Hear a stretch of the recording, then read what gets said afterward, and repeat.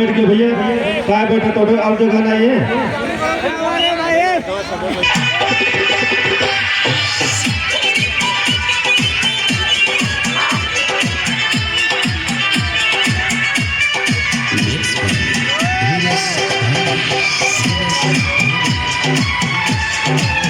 राती के राजा जी भैये के पाजा जी मजा में हमारा के देनी हंसा जी थोड़ी बचतनी मलाई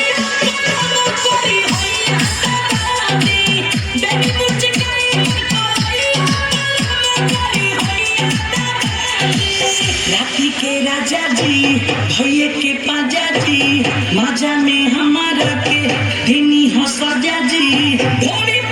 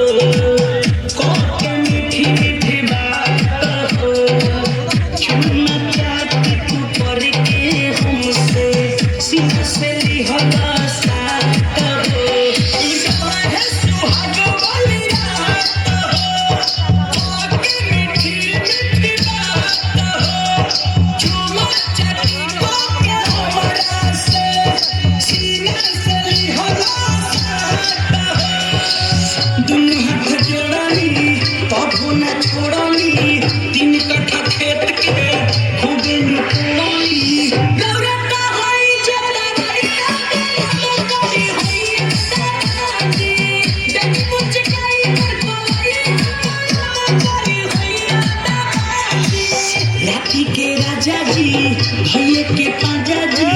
मजा में हमारा के देनी हंसा जी थोड़ी बचतनी मलाई करी हैया